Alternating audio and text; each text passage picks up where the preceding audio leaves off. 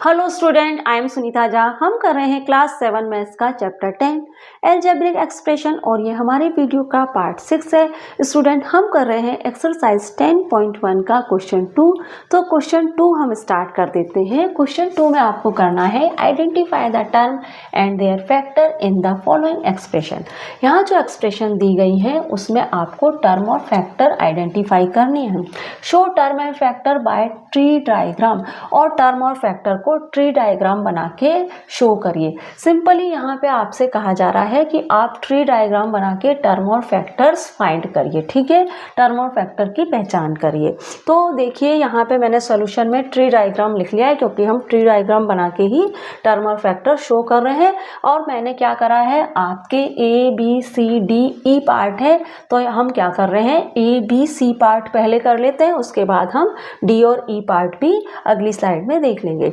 तो देखिए tree diagram बना के हमें टर्म और फैक्टर आइडेंटिफाई करने हैं। तो हम ऐसा करते हैं, सबसे पहले तो ट्री डायग्राम इस तरह से बनाया जाता है। स्टूडेंट, मैंने क्या करा है, यहाँ पे दो टर्म है, आप देख रहे हैं इस एक्सप्रेशन में दो टर्म है, एक x है और दूसरा है -3।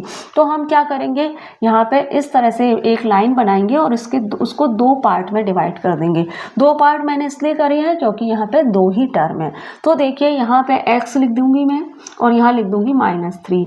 ये जो दूसरी टर्म है -3, उसको मैं माइनस के साइन के साथ लिखूंगी। ठीक है स्टूडेंट, यहाँ पे मैं टर्म लिख देती हूँ क्योंकि हम टर्म कर रहे हैं। ठीक है, अब देखिए, अब x के फैक्टर हो सकते हैं क्या, तो x के तो फैक्टर नहीं होंगे, -3 के भी फैक्टर नहीं होंगे, क्योंकि -3 क्या है, -3 तो एक कांस्टेंट है, तो इसके फैक्टर तो हो ही नहीं सकते। -3 की जगह अगर 10 भी होता तो हमें उसके भी फैक्टर करने की जरूरत नहीं थी। -3 की जगह अगर 10 होता तो हमें ऐसे नहीं करना कि माइनस यहाँ पे 10 है तो मैं 5 × 2 लिख दूँ, फैक्टर कर दूँ, नहीं। कॉन्स्टेंट के कोई फैक्टर नहीं होंगे। कॉन्स्टेंट जो भी नंबर हैं उनके कोई फैक्टर करने की जरूरत नहीं है, चाहे वो वेरिएबल के साथ हो, चाहे वो कांस्टेंट के रूप में हो, चाहे सिंगल हो। नंबर के हमें कोई फैक्टर नहीं करने हैं, चाहे वो कांस्टेंट हो या वेरिएबल के साथ हो, इतना आपको ध्यान रखना है। तो -3 के भी फैक्टर नहीं होंगे और x के भी फैक्टर नहीं होंगे, तो इसको तो आप ऐसे ही रहने दीजिए। ठीक है, फैक्टर होंगे नहीं, ये हमने टर्म तो फाइंड कर लिए, फैक्टर होंगे नहीं, इसलिए हम आगे बढ़ जाते हैं। अब देखिए अब यहाँ पे आपके पास तीन टर्म है, 1x और x², इसलिए मैं ट्री डायग्राम बनाते समय तीन पार्ट करूंगी। ठीक है स्टूडेंट, इस तरह से। अब यहाँ पे टर्म लिख दीजिए क्योंकि हम टर्म लिख रहे हैं पहले। अब देखिए फर्स्ट टर्म क्या है, 1 है, सेकंड टर्म क्या है, x है, और उसके बाद क्या है, x² है। ठीक है, टर्म तो हमने फाइंड कर ली, इस एक्सप्रेशन में टर्म तो हमने फाइंड कर ली। 1 + x + x², ये जो एक्सप्रेशन थी इसमें हमने टर्म तो फाइंड कर ली। अब देखिए कि अब हमें फैक्टर भी फाइंड करने। 1 के फैक्टर होंगे नहीं, x के भी नहीं होंगे, लेकिन x² के फैक्टर हो जाएंगे। क्या होंगे x² के फैक्टर, x और x है ना, x और x² के फैक्टर होंगे। तो इस तरह से मैंने x² के फैक्टर फाइंड कर लिए। यहाँ पे हम फैक्टर लिख देते हैं। ठीक है, यहाँ हमने फैक्टर लिख दिए। अब आप देखिए कि आप क्या देख रहे हैं कि जो फैक्टर हो, टर्म क्या होती है, फैक्टर का प्रोडक्ट होती है। टर्म फैक्टर का प्रोडक्ट होती है। कहने का मतलब ये है कि x को मैं x से मल्टीप्लाई करूं, ये जो फैक्टर है x को x से मैं मल्टीप्लाई करूं तो मुझे टर्म मिल जाएगी x²। तो टर्म क्या है, फैक्टर का प्रोडक्ट है। फैक्टर को मल्टीप्लाई करेंगे तो आपको टर्म मिल जाएगी। ठीक है, तो अब आप देखिए फैक्टर हमने कर लिए हैं। फैक्टर आप जब करें तो इस तरह से डॉटेड लाइन बनाएं। ये क्या होता है, एक तरह का सिंबल होता है कि हाँ ये जो डॉटेड लाइन है यहाँ हम फैक्टर कर रहे हैं, इसलिए फैक्टर करते समय इस तरह की डॉटेड लाइन बनाई जाती है। अब देखिए सी पार्ट देख लेते हैं, y - y²। इसके सबसे पहले तो हम इसकी टर्म का बना लेते। ठीक है, सबसे पहले तो हम क्या करते हैं, इसकी टर्म फाइंड कर लेते हैं। तो देखिए एक टर्म तो हो गई y, दूसरी टर्म हो गई y²। यहाँ पे आप लिख भी लीजिए टर्म। कहाँ लिखे, यहाँ पे लिख ले टर्म। ठीक है, यहाँ लिख लेते हैं टर्म। तो ये तो है टर्म, ठीक है, y और y स्क्वायर। अब इसके y के फैक्टर तो होंगे नहीं, लेकिन y स्क्वायर के फैक्टर हम करेंगे इस तरह डॉटेड लाइन बना के, ठीक है। अब मैंने 2 डॉटेड लाइन इसलिए बनाई क्योंकि मुझे पता है कि y के 2 ही फैक्टर होंगे, y और y, ठीक है, इसलिए मैंने यहाँ 2 ही डॉटेड लाइन बनाई। अगर यहाँ पे y के अलावा कुछ और भी नंबर होते तो फिर हम उतनी ही डॉटेड लाइन बनाते, उस हिसाब से डॉटेड लाइन बनाते, ठीक है। आगे आप करेंगे तो आपको क्लियर हो जाएगा। y है, यहाँ पे y के फैक्टर क्या होंगे, y और y। टर्म क्या है, y फैक्टर जो होते हैं उन फैक्टर क्या है, टर्म क्या है, फैक्टर का प्रोडक्ट है। टर्म फैक्टर का प्रोडक्ट होता है। कहने का मतलब ये है कि फैक्टर को अगर हम प्रोडक्ट करें या फैक्टर के मल्टीप्लाई करें, ठीक है, फैक्टर का अगर हम प्रोडक्ट करें, फैक्टर को मल्टीप्लाई करें तो हमें टर्म फाइंड हो जाएगी। तो देखिए हमने ए बी सी पार्ट कर लिया है, डी और ई पार्ट हम हमारी अगली स्लाइड में देख लेते हैं। अब हम फटाफट डी और ई पार्ट भी देख लेते हैं। तो डी पार्ट में भी हमें ट्री डायग्राम बना के फैक्टर और टर्म फाइंड करने हैं। तो सबसे पहले हम टर्म फाइंड कर लेते हैं। ये एक्सप्रेशन है 5xy² प्लस 7x²y, ये एक्सप्रेशन है, तो इसमें 2 टर्म है, तो सबसे पहले हम टर्म ही लिख लेते हैं, ठीक है। तो टर्म्स कौन कौन सी हैं इसमें, एक तो है 5xy² एक टर्म है, दूसरी टर्म है 7x² और y, ठीक है, ये 2 टर्म है। फैक्टर बनाने हैं आपको, इसके फैक्टर बना लीजिए फटाफट। आप देख रहे हैं कि यहाँ पे एक तो 5 है, एक x है और y² है। तो y² है तो भाई y को 2 टाइम लिखना पड़ेगा ना, इसलिए यहाँ पे मैं ये डॉटेड लाइन 4 डॉटेड लाइन बना रही हूँ, ठीक है। 3 तो यहाँ पे है ही, 5x और y² है तो उसको 2 टाइम लिखना पड़ेगा, इसलिए यहाँ पे मैंने 4 डॉटेड लाइन बनाई। 5x y 2 टाइम, y² है तो y को 2 टाइम लिख लिया। ये क्या है, ये है फैक्टर। अब ये देखिए 7x² है, इसके भी फैक्टर कर लीजिए। यहाँ पे भी मुझे डॉटेड लाइन 4 टाइम ही बनानी पड़ेगी। आइडिया हो पा रहा है ना आपको, क्योंकि 1 2 3 और x जो है वो 2 टाइम है, तो 4 डॉटेड लाइन आपको बनानी पड़ेंगी टोटल। तो यहाँ पे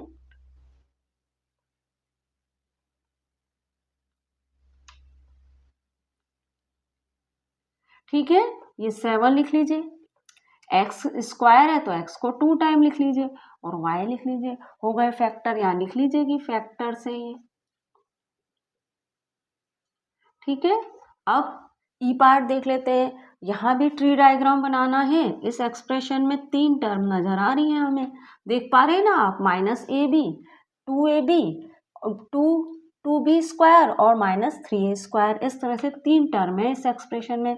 पहली क्या है, -ab, दूसरी क्या है 2b², प्लस का साइन लगाना जरूरी नहीं है, अज्यूम कर लिया जाता है कि ये प्लस का ही है, -3a², लेकिन माइनस का साइन हो तो वो लगाना जरूरी है, ठीक है, वरना आपने टर्म सही नहीं लिखी है। अब -ab है, इसके यहाँ पे टर्म लिख दीजिए, ये टर्म है ना, यहाँ पे टर्म लिख दीजिए, ये लिख देती हूँ,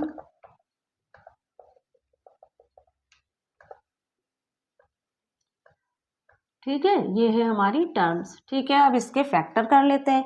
सबसे पहले -ab के फैक्टर कर लेते हैं।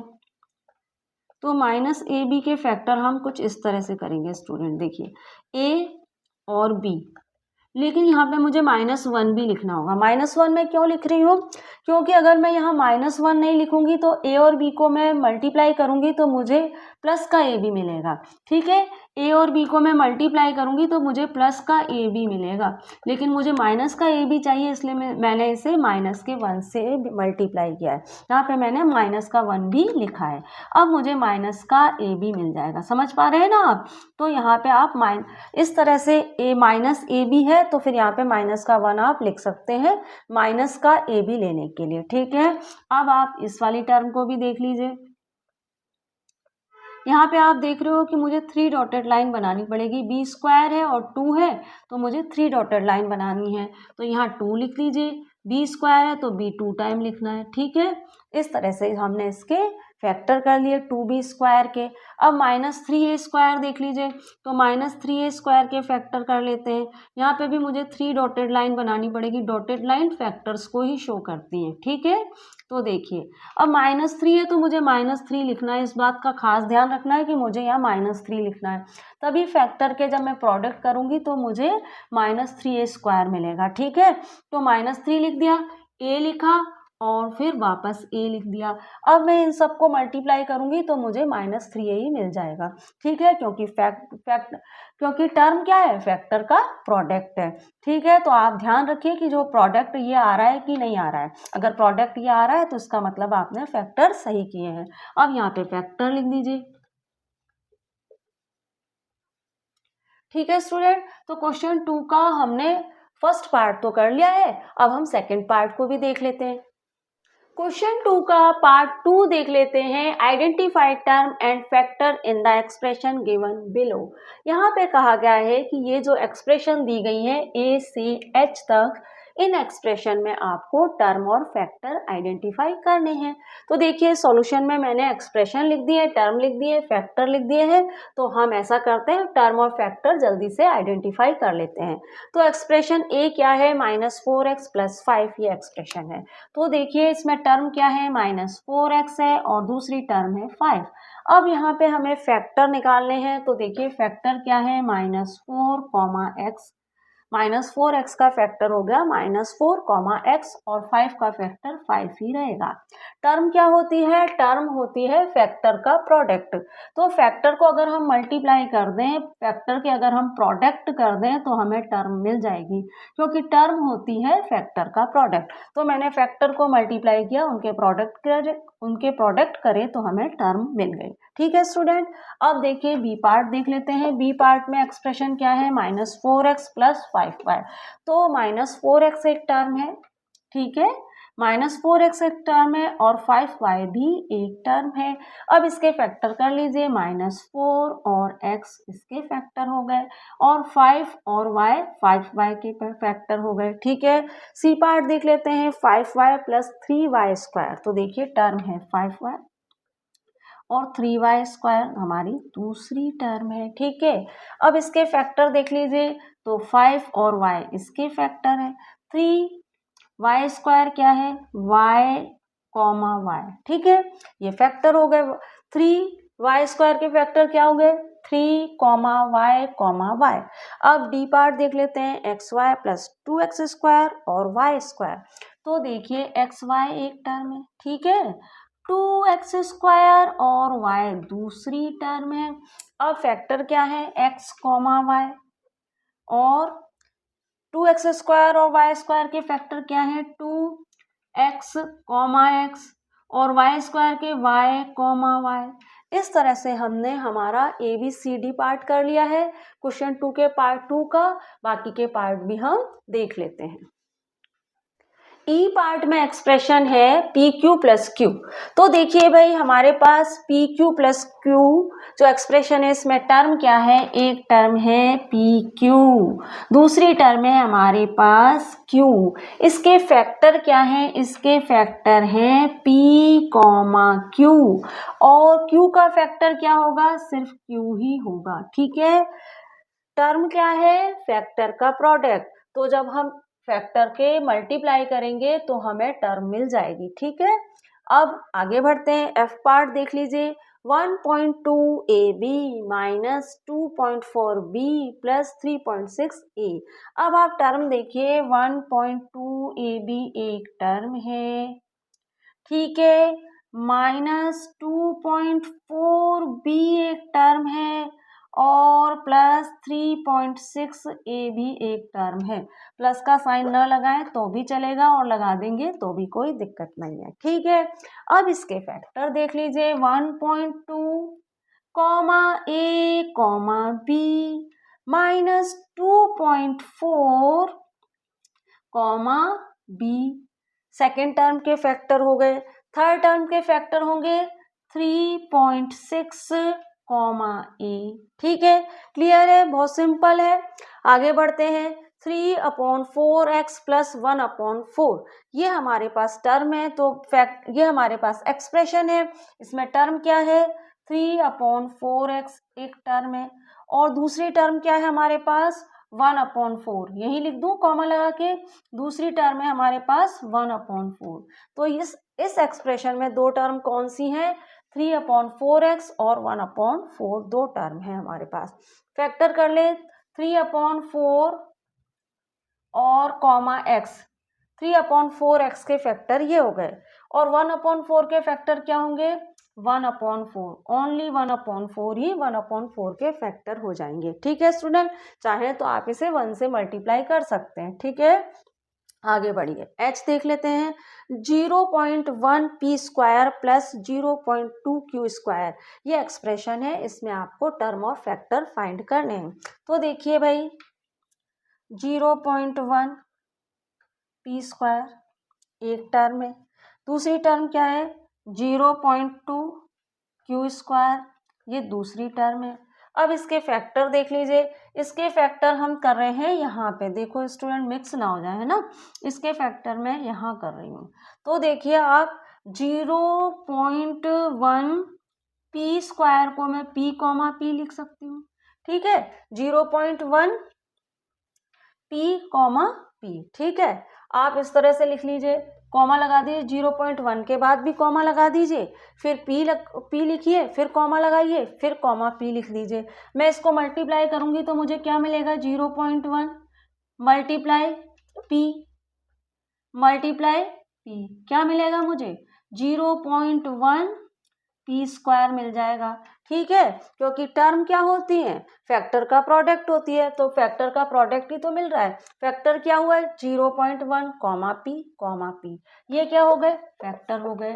ठीक है स्टूडेंट, अब आगे बढ़ते हैं, आगे देखते हैं, हमें इस टर्म के भी फैक्टर निकालने हैं। 0.2q, तो 0.2q के फैक्टर क्या होंगे, यहाँ कर लेती हूँ मैं। ठीक है, 0.2 एक तो हो गया 0.2, और q का फैक्टर क्या होगा 0.2 कॉमा q। ठीक है, 0.2 लिखा पहले, फिर कॉमा लगाया, फिर q स्क्वायर है तो q को 2 टाइम लिख दिया। ठीक है स्टूडेंट, q को हमने लिख दिया 2 टाइम, इसको क्लियर लिख देती हूँ आपके लिए, तो q को हमने लिख दिया 2 टाइम। ठीक है, तो इस तरह से स्टूडेंट हमने हमारा ये जो क्वेश्चन 2 था, इसके साथ जो इसका सेकंड पार्ट भी कर लिया है, और हमारा क्वेश्चन 2 कंप्लीट हो गया है। अब हम मिलते हैं हमारे अगले वीडियो में, जहां हम करेंगे 10.1 का ही क्वेश्चन 3। तो मिलते हैं अगले वीडियो में। Thank you for watching student.